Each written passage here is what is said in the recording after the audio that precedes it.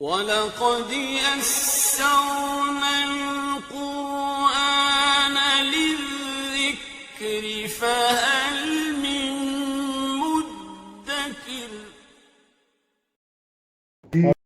الحمدللہ وکفا وسلام علی عبادہ الذین اصطفی اما بعد فاعوذ باللہ من الشیطان الرجیم بسم اللہ الرحمن الرحیم وامطرنا علیہم مطرا فساء مطر المنذرین، اور ہم نے ان پر ایک خاص قسم کا می برسایا، ہو گیا برا می ان لوگوں پر برسا برا ہو کر جن کو ڈرایا گیا تھا۔ ان فی ذالک لآیہ، اور بے شک اس میں عبرت ہے، نشانی ہے۔ وما کان اکثر مومنین، اور ان میں اکثر لوگ ایمان نہیں لاتے۔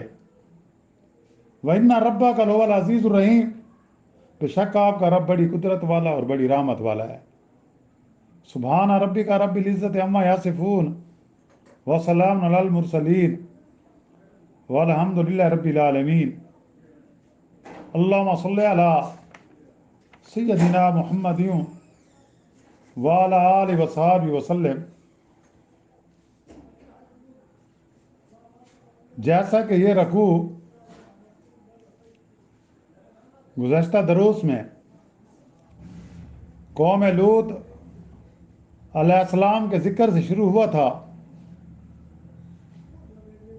اور آج اس کی اس رکوع میں 171 آیات 173 174 اور 175 173 174 اور 175 آیات کی تلاوت کی گئی ہے، اور ساتھ ترجمہ بھی کیا گیا ہے۔ اس طرح یہ رکوع مکمل ہو گیا ہے کہ سارے رکوع میں جو ذکر تھا وہ حضرت لوط علیہ السلام اور اس کی قوم کا ذکر تھا، کہ جب حضرت لوط علیہ السلام کی قوم جو تھی وہ ایک ایسی بد اخلاق برائی میں مبتلا تھی کہ اس سے پہلے دنیا میں کوئی قوم بھی ایسی برائی میں مبتلا نہیں ہوئی تھی۔ تو حضرت لوط علیہ السلام نے ان کو ہر طرح سے ڈرایا، ان کو تبلیغ کی، ان کے ساتھ ہمدردی کی کہ اس کام سے رک جاؤ، لیکن وہ قوم ایسی بدتمیز ایسی بد اخلاق تھی کہ اس نے پیغمبر کی بات کو نہ مانا۔ تو آخر حضرت لوط علیہ السلام نے جب دیکھا کہ یہ قوم اب حد سے گزر چکی ہے، میری بات نہیں ماننے والی، تو اللہ سے دعا کی کہ اے میرے اللہ، اے میرے رب، مجھے اور میرے اہل خانہ کو، میرے ماننے والوں کو اس عذاب سے نجات دینا جو عذاب اس قوم پر آنے والا ہے۔ اللہ نے آپ کی یہ دعا قبول کی، جیسا کہ ہمارا گزشتہ دروس میں ذکر ہو چکا ہے، اور آج جو ہے اس عذاب کے بارے میں کہ وہ کس قسم کا عذاب تھا، یعنی وَامْطَرْنَا عَلَيْهِمْ مَطَرًا، کہ ہم نے ان پر می بسایا، ایسا می، ایسی بارش، فَسَاءَ مَطَرُ الْمُنذَرِينَ، جو کہ بہت بری تھی ڈرانے والوں کے لیے۔ یعنی جیسا کہ ہم کل ذکر کر رہے تھے کہ حضرت لوط علیہ السلام کے پاس ملائکہ، فرشتے خوبصورت لڑکوں کی صورت میں مہمان بن کر آئے، اور جب قوم کہ ان بدماشوں کو پتہ چلا کہ حضرت لوط علیہ السلام کے بڑے خوبصورت مہمان آئے ہوئے ہیں، آج ہمارا شکار ہیں. تو حضرت لوط علیہ السلام کے گھر پر چڑھ دوڑے اور حضرت لوط علیہ السلام سے مطالبہ کرنے لگے کہ یہ لڑکے ہمارے حوالے کرو. حضرت لوط علیہ السلام کو سمجھایا کہ بھیا میری بیٹیاں ہیں تم ان سے نکاح کر لو، کیونکہ قوم کی بیٹی بھی پیغمبر کی بیٹی ہوتی ہے. لیکن وہ قوم اتنی بدگماش تھی، اتنی بدگماش تھی کہ انہوں نے لوط علیہ السلام کی بات کو نہ مانا. حضرت لوط علیہ السلام بڑے پریشان ہو گئے اور یہ خواہش کی کاش کہ میرے پاس قوت ہوتی، طاقت ہوتی. تو جب اس پریشانی کو ان فرشتوں نے دیکھا تو فرشتوں نے حضرت لوط علیہ السلام کو کیا کی؟ تسلی دی کہ آپ گھبرائے نہیں، ہم عذاب کے فرشتے بن کر آئے ہیں. اب اس قوم کا آخری وقت ہے، اب اس کا بچاؤ نہیں ہے، اور آپ نے ایسا کرنا ہے کہ عذاب سے پہلے، یعنی کیا ہم ملائکہ عذاب ہیں، کیا کہا؟ آپ پریشان نہ ہو، یہ جو آپ کے گھر پر حملہ آور ہوئے یہ ہمارا کچھ نہیں بگاڑ سکتے. اب ان کا وقت اجل آ چکا ہے، اب ان کا آخری وقت آ چکا ہے، اور خدا کے قانون جزائے اعمال کا فیصلہ ان کے حق میں اٹل ہے، اور وہ اب ان کے سر سے ٹلنے والا نہیں. آپ اور آپ کے اہل اس عذاب سے محفوظ رہیں گے، مگر آپ کی بیوی انہی بے حیاؤں کی رفاقت میں رہے گی اور آپ کا ساتھ نہ دے گی. اب اس میں ہمارے لیے کیا سبق ہے کہ جب ایک نبی کی بیوی، ایک نبی کی اس کی تعلیمات پر عمل نہیں کرے گی تو وہ نبی بھی اپنی بیوی کو اللہ کے عذاب سے نہیں بچا سکتا. آج ہم دیکھیں، اگر ہم اطیع اللہ اور واطیع رسول کے مطابق زندگی نہیں گزاریں گے تو ہمیں کوئی پیر، کوئی مولوی، کوئی مشائخ نہیں بچا سکتا. یہ ہمارے لیے بھی سبق ہے کہ ہم جیسا کریں بس. تو ساتھ یہ بھی کہا کہ ان کے عذاب کا وقت صبح کا ہے. آپ ابتدائی شب میں اپنے اہل سمیت اس بستی سے رخصت ہو جائیں اور آپ کے ساتھیوں میں سے کوئی پیچھے مڑ کر نہ دیکھے. ساتھ یہ بھی شرط تھی کہ جب بستی سے نکلنا ہے نا، پیچھے کسی نے مڑ کر نہیں دیکھنا کہ پیچھے کیا ہو رہا ہے. تو حضرت لوط علیہ السلام ملائکہ کی ہدایت کے موافق اس بستی سے بمیر رفقا کے رخصت ہو گئے، لیکن آپ کی بیوی نے آپ کی رفاقت سے انکار کر دیا، کیونکہ اللہ کو منظور نہیں تھا نا.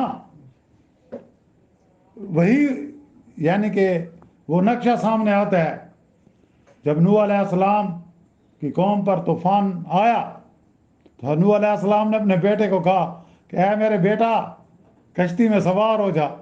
تو اس نے کیا کہا؟ جی میں پہاڑ پر چڑھ جاؤں گا. تو اللہ نے فوراً گرفت کی کہ اے نوح علیہ السلام یہ تیری آل میں سے نہیں ہے، اس کے لیے پھر دعا نہیں کرنا، نہیں تو اس سے نبوت بھی کھینچ لیجیے گا. اللہ اکبر. تو حضرت نوح علیہ السلام نے اللہ سے معافی مانگی، یا اللہ مجھے پتہ نہیں تھا. اور اس طرح اس کا بیٹا طوفان میں غرق ہو گیا. حضرت نوح علیہ السلام کی بیوی طوفان میں غرق ہو گئی. اسی طرح لوط علیہ السلام کی بیوی بھی اس عذاب میں غرق ہو گئی، اور اس نے خود بھی کہہ دیا میں نہیں آتی. اس سے معلوم یہ ہوا کہ جو آدمی ہدایت کا طلبگار نہ ہونا تو اللہ کی طرف سے اس کو ہدایت نہیں ملتی. یہ بھی ہمارے سبق ہے نا، ہدایت اس کو ملتا ہے جو ہدایت کا طلبگار ہو. ہاں آپ نے دین کی دعوت دینی ہے، آگے والے کو دین کی دعوت دینی ہے، لیکن اس پر جبر نہیں ہے. لا اکراہ فی الدین. اگر وہ مانتا ہے تو ٹھیک ہے، نہیں مانتا تو اس کو مجبور نہیں کرنا، کیونکہ ہدایت میرے اللہ کے اختیار میں.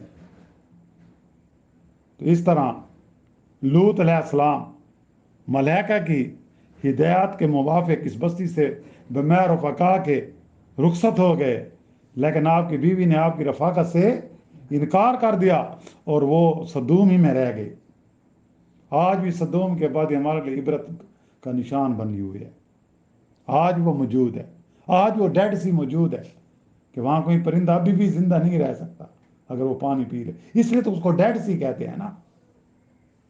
آخر عذاب الہ کا وقت آ پہنچا تو اول ایک ہیبتناک چیخ نے اہل صدوم کو تہبالہ کر دیا، پھر آبادی کا تختہ اوپر اٹھا کر الٹ دیا گیا اور اوپر سے پتھروں کی بارش نے ان کا نام و نشان تک مٹا دیا۔